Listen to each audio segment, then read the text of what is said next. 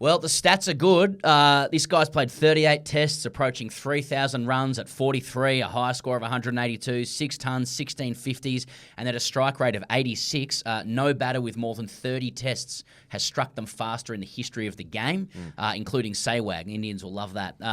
He joins us as Australians and the English reach hands across the aisle to try and find common ground ahead of what Brendan McCullum has called the biggest series of all our lives, every single one of us. It's England's opening bat, Ben Duckett. Ben, welcome to The Grade Cricketer. Thank you very much, guys. Now, Ben, you're one of the world's leading opening bats. You've scored a lot of runs around the world. You have a technique that's transferable across 3 formats. How pivotal was your time at Parramatta in grade cricket? Yeah, I'd love to say it was a crucial part of my career. I think the biggest thing I'd say that is I think everyone at Parramatta would be shocked that I'm playing for England now with the numbers and how I did over there.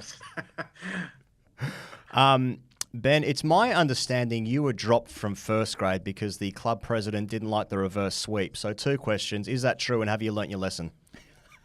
Well, I obviously haven't learnt my lesson if it is true, but it isn't true. I don't think I was in long enough to play a reverse sweep. I don't think I got past the new ball. So, so you've come from 2s at Parramatta in 2014-15, and then debuted for England in Test cricket at Chittagong in 2016. Which environment was most challenging? I mean, I didn't do overly well in either of those places. It spun a bit more in Chittagong. But yeah, I mean, Parramatta was good fun, I'll put it that way. But yeah, I didn't do too much on the cricket field.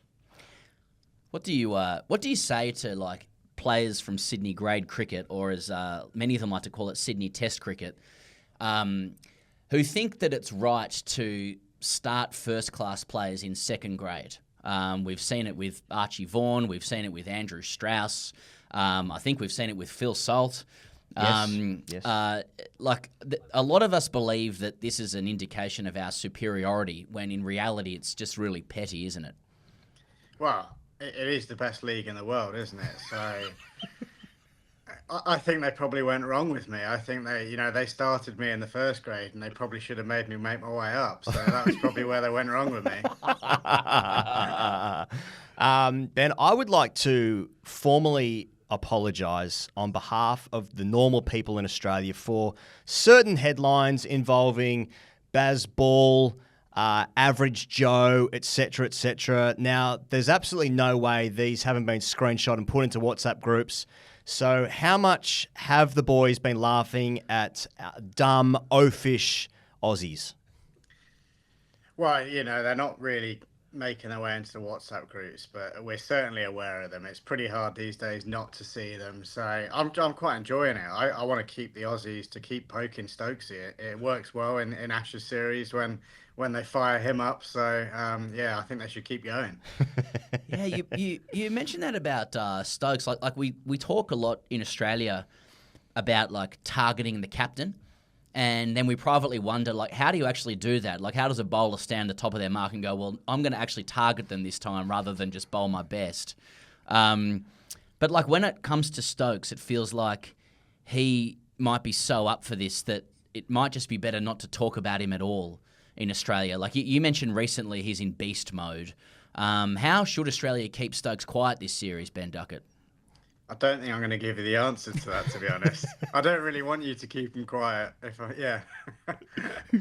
5th stump, just get him on the beers, probably. Ducky, I'm going to call you Ducky now. Cool. A great series in the summer just gone for you guys up there between England and India. Fiercely contested, hostile at certain times. No more so than perhaps the Lord's game. Now, Akash Deep, you and Akash Deep were getting into it. You scratched off to him trying to do a reverse lap, not learning your lesson from grade cricket, obviously. And then he turned around and he put his arm around you and started to walk you off. I mean, are we copying that from Akash Deep? He played well, bowled well. I know you said earlier you can't get me out, and then he got you out. But are we copying? Arm around the shoulder being walked off the field? Well, one thing on that, which is quite funny, Akash Deep is an incredible bowler with amazing skills, but he can literally not speak any English. And I saw his interview come out, and I remember it very well. So when I played the reverse lap for six, I basically said to him, "If you can't get me out on here, you're shit," because the pitch was doing everything. So he obviously just thought I said, "You can't get me out." Okay. But I was actually saying, "You should get me out. This is doing so much." And then I think he obviously got it wrong when he put his arm around me. But he's a lovely guy, and I didn't care about that. I think when he came out to bat and got 50 the next innings, I put my arm around him as a bit of a joke. But yeah, I think there was just a miscommunication there on the language barrier. Just in that series, Ducky, I'll take you to July 12, Lord's Day 3, fading light, 2 overs to face. Boomer's at the top of his mark. Zach Crawley gets hit on the hand, and he takes his time, as is his right as an opening bat to take his time to try and, turn it from 2 overs to face into 1. Shubman tells him to grow some fucking balls. But Zach gets the job done. He turns it into 1 over. So he walks from the field, and according to Martin Samuel recently, quoting Zach, Crawley texted his uncle, "You would have loved it, Uncle Rich. It all came out proper Millwall." Well, Ben, you were out there. Would you describe the scenes you saw as proper Millwall? I don't think I'd compare it to Millwall from what I've seen or heard of the football stuff, but it was actually one of my favourite. It felt like about an hour I was at the non-strikers end, and it was a bit of a shambles. We only got away with 1 over. Zach was awesome in it, and obviously no one wants to go out there and face 1 over. I think most teams do it, but if you're on the receiving end of it, you're well in your right to have a go at them. But I was loving it. I was sat at the other end. I could chirp away and say whatever I wanted. And when Creeps got hit on the hand, it was almost perfect. They knew it. As soon as you get hit on the hand, call the physio out, take as long as you want. And we made it to the next day, so it was perfect. I got to say, Pez and I were there that afternoon, and look, it was pretty funny. It was pretty funny. Now, it's also my understanding that maybe the team had a plan where you walk up to Siraj at the start of the day and you say, "Good morning, Mr Angry," and see how he'd react. I'm sure you've seen that he's been fined 15% of his match fee. I think it was yesterday he got fined for it, even though it happened like 4 months ago. So I guess this worked. Well, yeah, I mean, Siraj is a great character. I've loved facing him and all the battles we have, and I know that that's what he wants, but it's very difficult to not try and wind him up. And it was actually I think the only time he's got me out that next morning.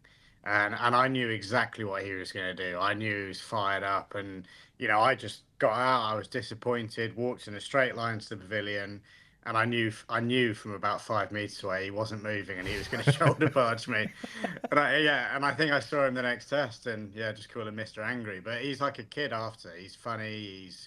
He's great in the lunchroom. He'll chat to you, but as soon as he's got a ball in his hand, he is just the angriest man ever. So, what does he do when you say "Good morning, Mr. Angry"? What does he do? Well, that's it. He just laughed and he'd go, "Morning, Ducky," or whatever he'd call me. But then as soon as he crosses the line, he just turns into a different person. Do you have any plans like that for any of the Aussie players? Wow, I don't think I'm going to call any of those 6'5" nasty quicks Mr. Angry. I might try and go down the nice route and just be really, really polite to them each morning. I have to ask you direct, Ducky, because this is an important cultural difference between Australia and English cricket, if it's true. But I appreciate Baz is an ultra positive guy, and it's amazing to see the number of past and present players who say they'd love to play in his environment, which you do. That said, is it true that inside and outside the England team, negative comments are banned? No one's allowed to say they're tired, they're struggling, that the opposition are doing well, because that's been relayed to us. And as the Aussies have said to us, if negativity was banned, there'd almost be no conversation in the dressing room.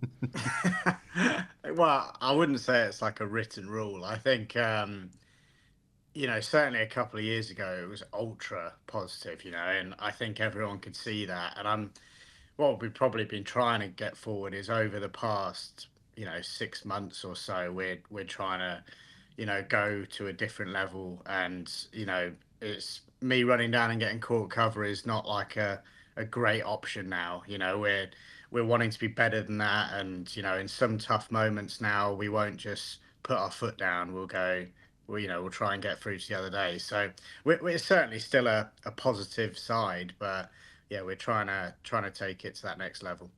A lot of Aussies, like tune into the cricket for about 3 weeks a year, right? And so like the last time many of them will have watched cricket will have just been like Boxing Day the year before, or like maybe the last time England was out here, right? Like, I think that's the experience of a lot of Aussies.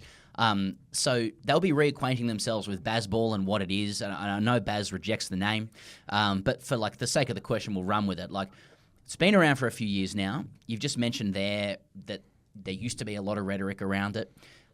So we've seen different iterations of Bazball. So, like, where are we at in its evolution? Like, there's out-and-out Bazball. We've seen Bazball with brains. We've seen Bazball without that insane commentary. We seem to be up to Bazball that picks its moments. What's the latest iteration of Bazball we're going to see? Well, I think we are that. I think there's also times where we probably don't, and we're still, it's probably very easy for an English fan to get frustrated with us at times, but I think it's just a lot more simple than everyone from the outside thinks. Bazball is only a thing probably outside of the dressing room and in different countries. I think he'd probably boot me out of Australia if I said the term Bazball. It's not something that we talk about. Yeah, it's a lot more simple. It's more the fact of, I don't know, if we rock up at Perth and they stick us in and it's doing loads on day one, then, rather than get 25 off 90 and then nick one, which I'm going to do, maybe getting 40 off 30 might set us up in a different way. So it's more the fact of, him and Stokes are fully backing each individual to make a decision when we're out there. And as long as we fully commit to what the plan we want to do is, then they've got no issues, when we come back into the dressing room with bat and ball. I'd like to get your modern cricketers' perspective on this, because there's a current conversation about the lack of first-class warm-up matches that England specifically are having, right? But is that a bit of a misnomer, do you feel like? Because let's say, hypothetically, you're obviously in Perth. Like, if you played Western Australia would just put out an under-20s side on a wicket that was not going to replicate what Optus Stadium's going to be for that first test, right? I mean, you all play so much cricket now. The schedule is absolutely cooked. I think we understand that. Obviously, England's last success in Australia was 2010-11. I mean, how different the cricket landscape was 15 years ago is extraordinary, right? And so do you feel it's a bit unfair that it might be suggested by some of England's great players, or Australia's great players as well, that this warming up is just it's just golf and vibes, Well, there obviously will be golf. It's probably not going to be quite golf and vibes, but I think the first point you make is completely bang on, because I've seen a lot of stuff where, ex-players and whoever are coming out and saying, even English ex-players saying the preparation is not going to be good enough. And then I'm thinking, I'm exactly right. There's Sheffield Shield cricket going on now. So if we were to play a warm-up game, you're right, it would be a bunch of, young lads, which is nothing like facing Hazelwood, Stark, Cummins, whoever, Boland, on a club ground probably, and what we actually are doing is starting tomorrow a 3-day game against half the England Lions and half the other England, the rest of our squad, which is going to be, facing Joff and those guys is going to be pretty good prep. And I think on the flip side, firstly, there's not a right and wrong answer to this, I don't believe, but I could also play 2 warm-up games, go 2, 4, 0 and 7, and be in the bush by the first game, So, I mean, as long as we're training in the nets and with a purpose, and I'm not nicking off, 20 times in an hour net. As long as we're focused and we're training hard, for me, I feel like the amount of cricket we play at the minute, we're not going to be lacking game time. It feels like only yesterday it was the English summer and I was playing. So, yeah, there's no right and wrong, but yeah, I personally think facing Joff, Woody, Tungy, all of our bowlers is probably better than playing a 2 or 3 day game against an under-19s Australia side. Sometimes it is hard to please the older generations, though, Ducky. Like, the current Australian team would probably share that with you. How do you deal with the idea that, like, if you don't do the same thing that players 3 to 5 decades ago did, then you're doing it wrong? Well, I can't wait to be 50 or 60. I'll be saying the exact same thing. Ducky, Pat's out for at least one test. Advantage England. His replacement, Scott Boland. Athers has said for the Times that Scott Boland holds no fear for England's batting lineup. Would you agree? And what is fear anyway? God knows. I mean, fear for me is just probably nicking off or getting out. Well, Scott Boland's an incredible bowler. Well, I played at the Stars last year. Obviously, I didn't get to play with him, but briefly crossed paths with him, and he's a lovely guy and he's very quiet. He'll go about his business, and he's got unbelievable skill. But any Australia side without Pat Cummins in it is definitely a massive boost for the opposition. So, no one wants the other captain or one of their best players to be injured, and I genuinely hope it's not too bad for him.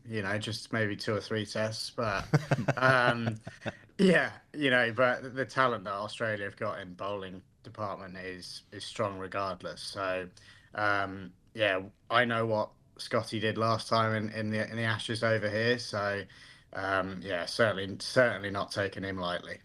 Do you think that Matthew Hayden has united both fan bases by offering to walk around the MCG naked if Joe Root doesn't score 100? Oh, yeah, I don't know. That was funny, but I mean, I'm just praying Rooty scores 100. Now we see you getting stitched up by the boys in the anthems. During the 23 Ashes, for instance, you were placed between, I think, Brody and Zach. A huge height discrepancy. How did this start, by the way? I think it probably started by accident.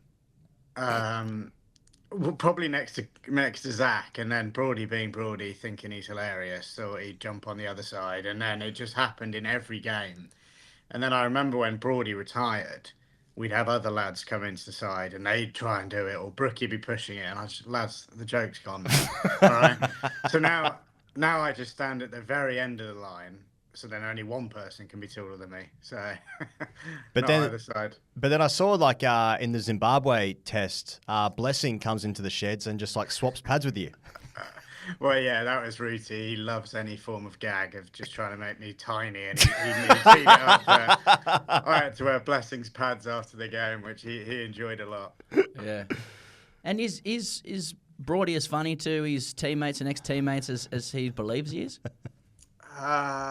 He certainly thinks he's a lot more funny than he is, I'd say. Brody in the dressing room. It's been 8 years, Ben, since the incident, the Avenue Bar in Perth, where Jimmy's thrown a drink over you. You've thrown a vodka lemonade over Jimmy. I think in the same series it was Johnny was headbutting bangers, and these things, they get taken so out of proportion. But it's obviously the Ashes, right? And it highlights, everyone's looking for an edge off the field, right? It's ridiculous what happened, of course. But it was 8 years ago. I think you were only 22 at the time.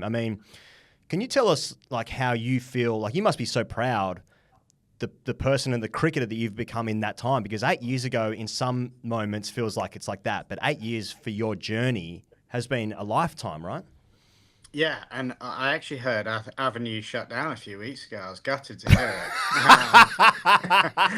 I was going to fly back in there.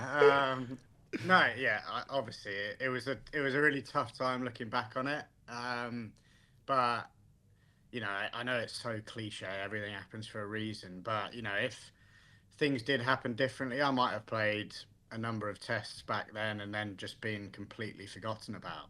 The way that I try and tell myself is, if I was to play however many test matches, I'd want it to be right now in this environment. That they'll get the best out of me, and I genuinely don't believe I'd have had the success that I've had now under any other captain or any other coach. So, look, it was tough at the time, and I was young, and certainly stupid at times, and that's the thing with professional sport. You kind of come into it as a kid and you finish as a man. And, I'd like to think that I've matured over the years. I've probably still got that kid in me deep down, but yeah, it's about making the right decisions now. And yeah, I believe I've come a long way since then. Last one, Ducky, and we really appreciate your time, and clearly your ascension to manhood started at Parramatta. So we've all come together. But I'm sure we'd all agree. One of the problems with modern cricket is that everyone's friends now. And everyone's worked out how to divorce performance from their sense of self-worth for their own mental health. And that means that players play the game with perspective. They own their identity. They have better self-esteem. There's less negativity between teams, and fans suffer as a result. When it comes to the Aussies, like win, lose or draw, are you personally in favour of beers at the end of the series? Well, I'm sure you guys know what happened last time, and we obviously they're a great bunch and off the field and stuff, and hopefully they invite us in at the end of this series. If they don't, then I understand. From the last Ashes, but yeah, I mean you're right. Everyone kind of cross paths with each other now, and everyone knows someone in the opposition side. And I think I will say one thing about the Australians is the bowling attack. I think try and stay away from that. They're not overly friendly, a bit older, aren't they? Maybe, so, but I just remember there was times in the middle where it'd all be kicking off and, Travis would be out there and he couldn't care less. He's just out there having a good time batting and other people, Marnus is shouting over there and, but it'll be great to, win the Ashes and have a beer with them after. First ball, 2:30 in the morning on Friday, UK time. I mean, what advice would you give to fans back home trying to navigate their way through work on Friday? Oh, yeah, I don't know. Actually. Stay up or get up? It's a long day if you get up then, isn't it? Yeah. Stay up, watch the first ball, then have a kip and watch the highlights. Well, Ben Duckett, thank you for joining us, mate. Very much appreciate your time. No, it's busy in Perth, and this is hands across the aisle stuff. It's clearly the English team's charm offensive has begun. It's a disgrace, and I don't trust it. But wishing you all the best for the series. I do hope the boys have a beer afterwards as well, and good luck. Thank you, guys. Been good to be on. Thanks.